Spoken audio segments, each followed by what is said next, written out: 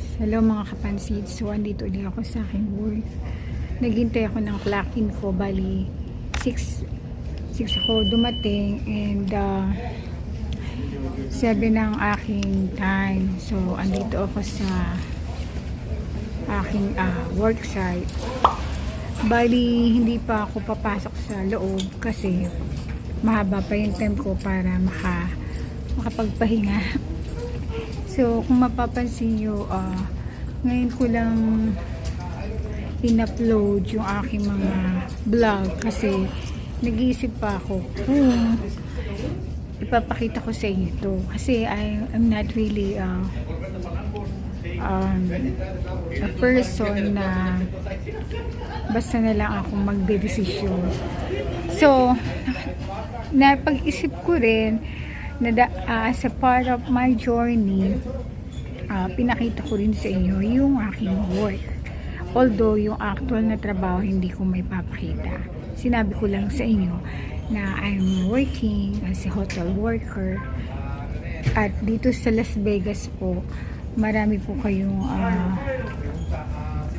makukuhang trabaho, especially in the field of hotel at casino.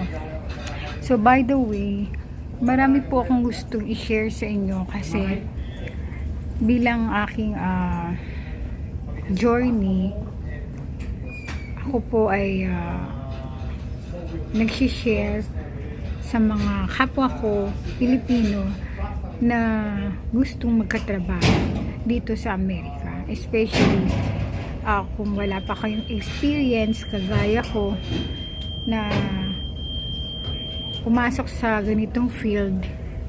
Kasi ang field ko talaga kasi sa healthcare, dahil before nag-work ako sa healthcare as a home health aide and personal care attendant. So iniba ko naman yung aking trabaho, pumasok naman ako sa field ng hotel and casino. Yung mga ginagawa sa hotel at sa casino, mga workers doon ay iba-iba po yung mga position nila. So nabanggit ko na po yun dati sa aking vlog. Ayan. So medyo maingay dito kasi andito nga ako, nakaupo ako sa isang waiting sheet. Dito sa waiting area ng mga employees, dito ako malimit na mag-vlog. Para solo ko, para walang maingay, para walang music. Yan, kasi sa bahay hindi ako makapag-vlog. Nandun yung asawa ko kasi ayaw niya akong payagang mag-vlog. Pero libangan ko lang kasi, kaya ginagawa ko pa rin. And at the same time, nakapagsalita ko ng lingwahe natin bilang Pilipino, yung Tagalog. Yan, naputol na uli yung pagkukwento ko sa inyo. So balik tayo sa tungkol sa trabaho. Yan. So yung vlog ko ngayon ay ito yung a day of my life as a hotel worker dito sa Las Vegas. So by the way, yung hindi pa nakakakilala sa akin, my name is Glendaline. So you can just see my channel, Glendaline Healing Paradise, a Filipino journey. Don't forget to like and subscribe to my YouTube channel so that you can follow my videos. I mean, mapafollow ninyo yung life ko bilang isang Pilipina dito sa Amerika. So as I mentioned, yung aking vlog today is about my work. It is life of a Filipina here in America or here in Las Vegas. Yan. Okay, so marami na po akong i-share sa inyo. Bali, marami pa po akong may papakita na true to life story ng isang Pinay dito sa Amerika. So ito po yung totoong buhay ng mga tao sa Amerika.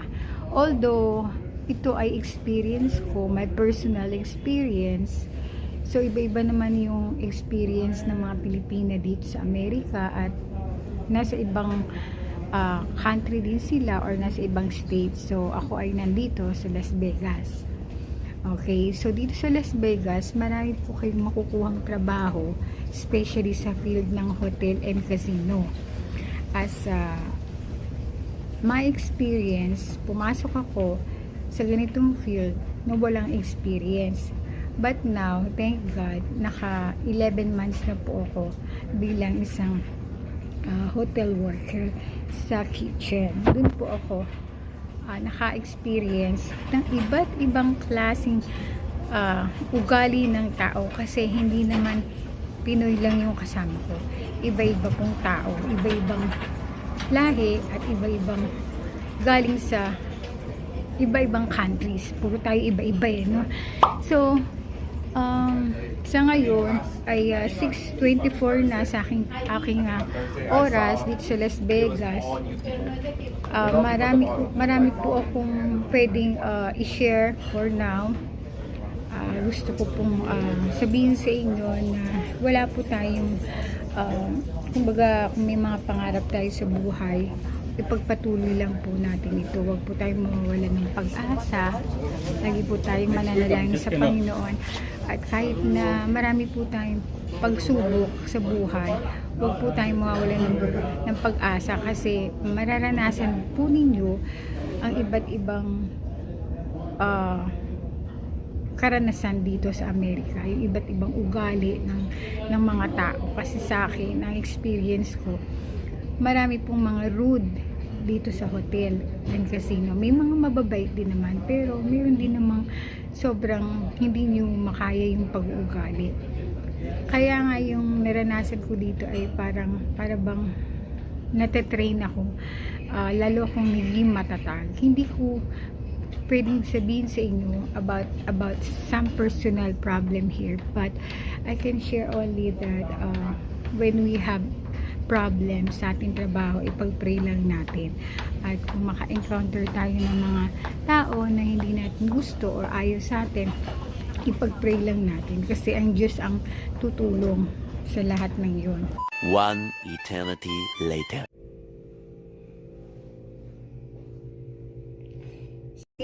Tapos na yung duty ko. 7 AM na dito sa Las Vegas. Bali, uuwi na po ako para makapagpahinga sa bahay, and then may pasok ulit ako tomorrow. So really, it's really hard to work here in hotel, kasi talaga pong physical job yung trabaho ko as a kitchen worker. Ang dami po namin ginagawa. At isa pa, hindi po talaga madaling kitain ng pera dito sa Amerika. Kaya po, habang tayo po ay may trabaho, mag-ipon na rin po tayo ng pera dyan sa Pilipinas, so kung saan man kayo naroon.